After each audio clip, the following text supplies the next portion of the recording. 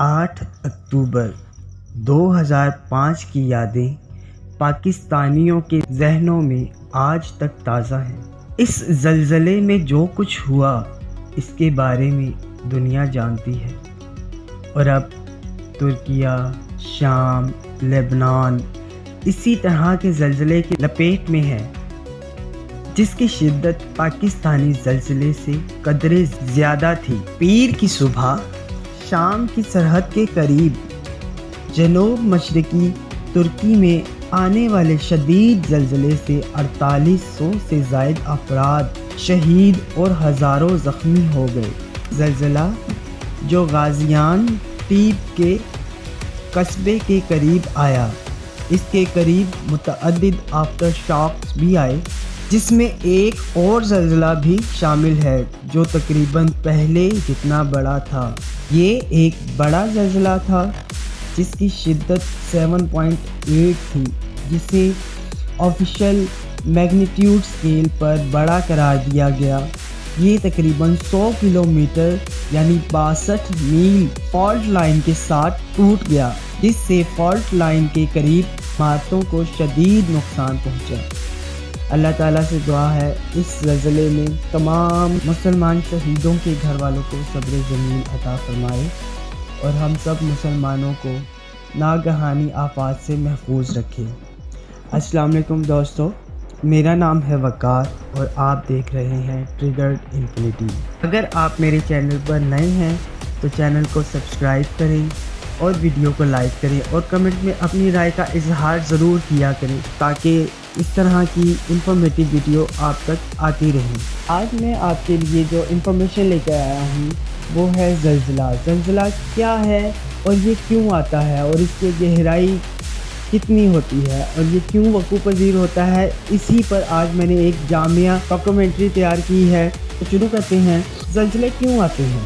میں سائنسی نقطہ نگار سے یہ بتانے کی کوشش کروں گا کہ زلزلہ کیا ہے، کیوں ہے، اور یہ کیسے رونما ہوتے ہیں، لیکن اس سے پہلے کچھ بنیادی باتوں کا پتہ ہونا ضروری ہے جنہیں سمجھے بغیر زلزلوں کا موضوع گرفت میں نہیں آتا۔ نظام شمسی میں سورج سے چوتھا سیارہ زمین ہے۔ یہ آج سے تقریباً 4.5 ارب سال پہلے سورج اور نظام شمسی کے دوسرے سیاروں کے ہمراہ وجود میں آیا۔ زمین کے بیچوں بیچ بھی ایک انتہائی گرم گولا ہوتا ہے جسے زمین کا کور کہتے ہیں۔ اس کور کے 2 حصے ہوتے ہیں، اندرونی کور اور بیرونی کور۔ اندرونی کور کا نصف قطر 1216 کلومیٹر ہوتا ہے، اور یہ زمین کا سب سے مرکزی حصہ ہوتا ہے۔ اس پر شدید دباؤ ہوتا ہے، اس کا درجہ حرارت بھی لاکھوں ڈگری سینٹی گریڈ ہوتا ہے، لیکن پھر بھی یہ ٹھوس حالت میں ہوتا ہے۔ اس کے گرد بیرونی کور کی پرت ہوتی ہے جس کی موٹائی تقریباً 2270 کلومیٹر ہے۔ یہ بھی لوہے اور نکل پر مشتمل ہے۔ اس کا درجہ حرارت بھی زبردست ہوتا ہے، لیکن یہ کسی گاڑے مایع کی حالت میں ہوتا ہے۔ ماہرین ارضیات بتاتے ہیں کہ زمین کا اندرونی اور بیرونی کور آہستہ آہستہ ایک دوسرے کے مخالف گھومتے رہتے ہیں، اور یہ کہ زمین کا مقناطیسی میدان بھی وقوع پذیر ہوتا ہے۔ کور کے باہر زمین کی سب سے موٹی پرت، جسے مینٹل کہا جاتا ہے، 2885 کلومیٹر موٹی۔ اس پرت میں پگھلی ہوئی چٹانوں اور بیش بہا دھاتوں کی وافر مقدار پائی جاتی ہے۔ مینٹل کا بالائی حصہ قدرے ٹھوس حالت میں ہوتا ہے، کیونکہ یہاں درجہ حرارت اور دباؤ مینٹل کے نچلے حصوں کے مقابلے خاصے کم ہوتا ہے۔ اب باری آتی ہے قشر ارض کرسٹ کی، جو زمینی پرتوں میں سب سے بیرونی، سب سے ٹھوس، سب سے سرد اور سب سے پتلی پرت ہے۔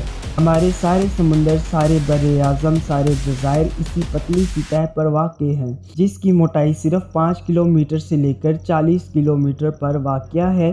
یہ سمندروں کے نیچے سے پتلی اور پہاڑی علاقوں میں موٹی ہوتی ہے۔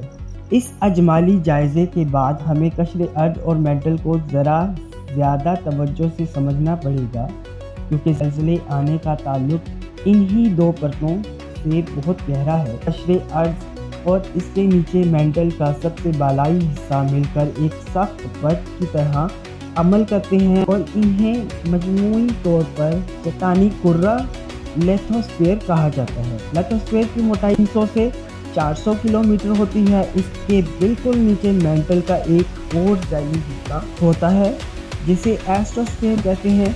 ये भी 300 से 400 किलोमीटर मोटा और ठोस होता है, लेकिन ये खासा कमज़ोर होता है, जिसमें टूट फूट का अमल मुस्तकिल जारी रहता है। लिथोस्फीयर भी सालम हालत में नहीं बल्कि मुतअद्दिद टुकड़ों में होते हैं। इनमें से हर एक टुकड़ा प्लेट कहलाता है। ये प्लेटें भी मुसलसल हरकत में हैं, जबकि इनकी जिसामत और इनकी साख में भी मुसलसल तब्दीली हो रही है। अलबत्ता ये तब्दीली और हरकत इतनी सुस्त रफ्तार में है कि वाज़ेह फ़र्क आने में करोड़ों साल लग जाते हैं। सूरत हाल कुछ यूँ है। लिथोस्फीयर लगभग 24 छठे बड़े टुकड़ों या प्लेटों में टूटा हुआ है, जिनमें 7 बड़ी, 6 दरमियानी और तकरीबन दर्जन भर छोटी प्लेटें हैं। खुश्की हो या समुंदर, सब के सब इन्हीं प्लेटों पर हैं।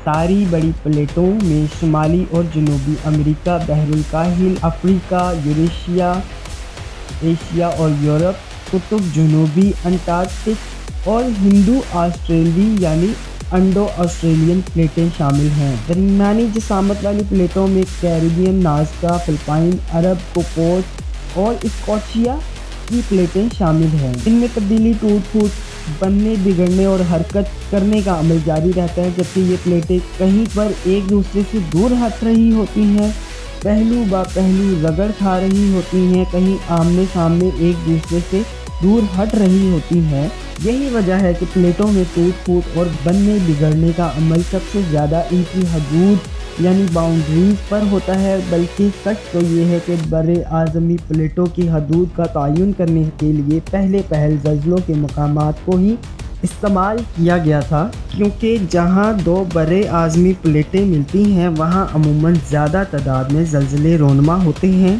बाज़ अज़ां इन प्लेटों की हदूद यानी इनके आपस में मिलने वाले मकामात को 3 इक़साम में तकसीम किया गया है।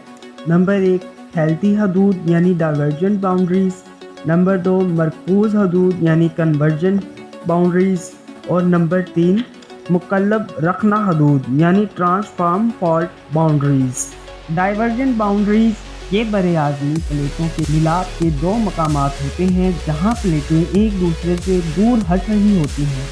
इस अमल की वजह से मेंटल की गर्म पिघली हुई चट्टानें ऊपर आती हैं और मंजमद होकर ताज़ा कचरे अज बनाती हैं। इस वक्त दुनिया में जितने भी समुद्रों की तहें समुद्री फर्श हैं वो तमाम के तमाम इसी अमल के नतीजे में बने हैं। इस वक्त सारी की सारी डाइवर्जेंट बाउंड्रीज समुंदर की गहराइयों में ही वाक़ हैं। माहिरीन बताते हैं कि समुद्रों का सारा मौजूद फर्श पिछले 20 करोड़ सालों के दौरान डाइवर्जेंट बाउंड्रीज की ही बदौलत वजूद में आया। ये अमल इस वक्त भी जारी है और समुद्री फर्श में हर साल औसतन 5 सेंटीमीटर 2 इंच का इजाफा हो रहा है। हर साल औसतन 5 सेंटीमीटर यानी 2 इंच का इजाफा हो रहा है। ताहम बाद मकामात पर ये शरह 2 सेंटीमीटर सालाना जितनी कम से लेकर 20 सेंटीमीटर सालाना जितनी तेज़ रफ्तार भी है। मरकूज़ हदूद इन हदूद में डाइवर्जेंट बाउंड्रीज़ के मुखालिफ सिमत हरकत करती हैं। ये वो मकाम है जहाँ वो प्लेटें एक दूसरे से आमने सामने टकरा रही होती हैं। इस अमल के दौरान एक प्लेट दूसरी प्लेट के नीचे घुस रही होती है, जिसकी वजह से दूसरी प्लेट तसादुम के मकाम से आहिस्ता आहिस्ता बुलंद होती जाती है। अगर डाइवर्जेंट बाउंड्रीज़ के बाइस ताज़ा कशरे अर्ज बनता है तो कन्वर्जन की वजह से बरे आज़मी प्लेट का किनारा गोया झड़ कर मेंटल की नज़र होता रहता है। दुनिया का अजीम तरीन पहाड़ी सिलसिला हिमालय और बुलंद तरीन सतह मुर्तफ़ा तिब्बत दोनों ही यूरेशियाई और हिंदू ऑस्ट्रेलियाई प्लेट शमाली की सिमत करते हुए यूरेशियाई प्लेट के नीचे गर्क यानी सबडक्ट होती जा रही हैं। गोया हिंदू ऑस्ट्रेलियाई प्लेट में अपनी चट्टानों का नजराना पेश करके हिमालय को बुलंद कर रही हैं।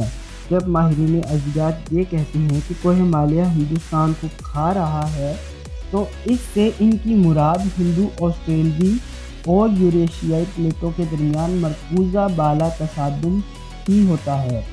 याद रहे कि हिंद ऑस्ट्रेलियाई प्लेट हर साल तकरीबन 40 मिलीमीटर के लगभग माल की सिमत खिसक जाती है। यहाँ ये कुदरती असूल रखना چاہیے کہ دو پلیٹوں کے مابین مرکوز قسم کے تصادم میں جس پلیٹ کی کثافت کم ہوتی ہے وہ اوپر معلق رہتی ہے، جبکہ زیادہ کثافت والی پلیٹ نیچے کی طرف خم کھا کر مینٹل کا حصہ بن جاتی ہے۔ یوں تو کنورجنٹ باؤنڈریز کی بھی کئی ذیلی اقسام ہیں، لیکن یہاں ہم اختصار کی غرض سے عمومی وضاحت ہی بیان کی ہے۔ چلتے چلتے اتنا مزید بتا دیں، ہند آسٹریلوی پلیٹ آج سے تقریباً 4.5 کروڑ سال پہلے یوریشیائی پلیٹ سے ٹکرانا شروع ہوئی تھی۔ پاکستان اور ہندوستان کے شمال میں دنیا کی بلند ترین پہاڑی چوٹیاں بھی اسی عمل کی پیداوار ہیں۔ ارضیاتی پیمانے پر 4.5 کروڑ سال گویا کل ہی کی بات ہے، لہٰذا یہاں پہاڑوں کی بلندی بتدریج اضافہ ہو رہا ہے۔ تاہم یہی اضافہ ہمیں خبردار بھی کر رہا ہے کہ یہ پوری پٹی شدید زلزلوں کا گڑھ بھی ہے، جو کسی بھی وقت بغیر کسی پیشگی اطلاع کے رونما ہو سکتے ہیں۔ نمبر 3 ہے منقلب رخنہ حدود یعنی ٹرانسفارم فالٹ باؤنڈریز۔ پچھلی دو اقسام کے مقابلے میں یہ حدود خاصی سادہ ہے۔ ٹرانسفارم فالٹ باؤنڈریز پر دو پلیٹیں ایک دوسرے سے پہلو بہ پہلو رگڑ کھا رہی ہوتی ہیں۔ اس طرح کی حرکت کے دوران بھی زلزلے آتے ہیں، لیکن اس ٹیکٹونک پلیٹوں پر کوئی اثر نہیں پڑتا، یعنی یہ نہ تو اس میں کمی واقع ہوتی ہے اور نہ ہی کوئی اضافہ واقع ہوتا ہے، دوں کی توں رہتی ہیں۔ یہاں یہ واضح کرنا ضروری ہے کہ آسان زبان میں رخنہ کا مطلب درار ہوتا ہے، لیکن یہ درار بہت لمبی ہوتی ہے اور ایسی وسیع و عریض چٹانوں میں یا ان کے قریب زمین میں پڑتی ہے جہاں قشر ارض کے کسی ایک حصے میں دوسرے حصے کی نسبت حرکت پیدا ہوئی ہو۔ کرۂ ارض پر جا بجا ٹرانسفارم فالٹ باؤنڈریز موجود ہیں۔ یہ نہ صرف دو یا دو سے زیادہ پلیٹوں کے ملاپ والے مقام پر ہوتے ہیں، بلکہ کسی پلیٹ کے درمیان میں ہی پائے جا سکتے ہیں۔ قدرت کا اصول ہے کہ کوئی چیز دباؤ یا تناؤ کی حالت میں رہنا پسند نہیں کرتی، اور جیسے ہی ان پر دباؤ یا تناؤ کم ہوتا ہے وہ اپنی اصلی حالت میں آنے کی بھرپور کوشش کرتی ہے، لیکن یہ کوشش ہمیشہ ہی کامیاب نہیں ہوتی اور وہ چیز ٹوٹ پھوٹ کر نئی شکل میں آ جاتی ہے۔ کسی چیز کے دباؤ یا تناؤ کی وجہ سے خارج ہونے والی توانائی کو وہ چیز اپنی ظاہری شکل یا ساخت میں تبدیل کر کے اپنے اندر جمع کر لیتی ہے۔ جب کسی ٹرانسفارم فالٹ باؤنڈریز پر قشر ارض کی گہرائی میں چٹانیں ایک دوسرے پر دباؤ ڈالتی ہیں تو ان میں بھی توانائی جمع ہونے لگتی ہے، جسے لچک دار توانائی یعنی الاسٹک انرجی کہتے ہیں۔ اس توانائی کے زیر اثر یہ چٹانیں کسی قالین میں سلوٹوں کی طرح مڑنے لگتی ہیں۔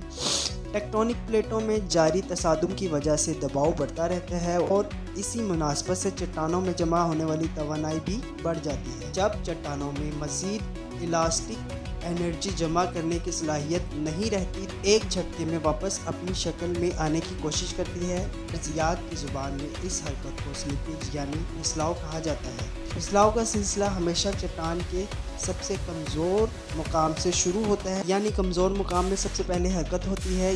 یہی مقام زلزلے کا فوکس یعنی اصل مرکز ہوتا ہے۔ اس کے عین اوپر سطح زمین پر واقع مقام کو زلزلے کا بالائی مرکز یعنی ایپی سینٹر کہا جاتا ہے۔ کسی لچکدار اور دبیز قالین کی طرح پھسلاؤ کے ساتھ ہی چٹان اپنی سلوٹ دور کر کے پہلے نارمل حالت میں واپس آنے کی کوشش میں حرکت کرتی ہے، اور اسی حرکت کو ہم زلزلے کے نام سے جانتے ہیں۔ زلزلے کے ساتھ ہم جن جھٹکوں کو محسوس کرتے ہیں اور جن کی وجہ سے تباہی آتی ہے، انہیں ہم صدماتی موجیں یعنی شاک ویوز کی شکل میں زلزلے کے فوکس سے خراج ہونے والی توانائی ہوتی ہے۔ رکھنے کے اطراف میں چٹانوں کا یہ طرز عمل الاسٹک ری باؤنڈ کہلاتا ہے، جس کا آسان ترجمہ لچکدار انداز سے واپس پہلی والی حالت میں آنا ہے۔ کبھی کبھار ایسا بھی ہوتا ہے کہ رکھنے یعنی ٹرانسفارم فالٹ باؤنڈری پر چٹانوں کے درمیان رگڑ کی قوت بہت زیادہ ہوتی ہے، جو چٹانوں کو حرکت کر کے اپنی جمع شدہ توانائی خارج کرنے سے باز رکھتی ہے۔ ایسی صورت میں جب پڑنے والا دباؤ چٹان کی اپنی مضبوطی سے بڑھ جاتا ہے تو وہ چٹان کو چیر پھاڑ کر رکھ دیتا ہے۔ یہ صورت زیادہ خطرناک ہے کیونکہ اس سے زیادہ तबाही फैलती है। बहरहाल तवानाई के अखराज की सूरत कुछ भी हो, आखिरकार वो खारिज होकर ही रहती है। ये बात दिलचस्पी से खाली नहीं कि माहिरीन अर्ज़ियात वक्तन फ़वक्तन छोटे छोटे ज़लज़लों की आमद को नेक शगुन का ख्याल करते हैं, क्योंकि थोड़े थोड़े वक्फे से आने वाले छोटे ज़लज़लों की बदौलत इलास्टिक एनर्जी भी थोड़ी थोड़ी खारिज होती रहती है और यूं उस इलाके में बड़े ज़लज़ले आने का ख़तरा टला रहता है। तो दोस्तों, उम्मीद है आज की ये वीडियो आपको पसंद आई होगी। अगर आपको ये वीडियो पसंद आई तो चैनल को सब्सक्राइब, वीडियो को लाइक और कमेंट्स में अपनी राय का इजहार करना ना भूलिएगा। शुक्रिया।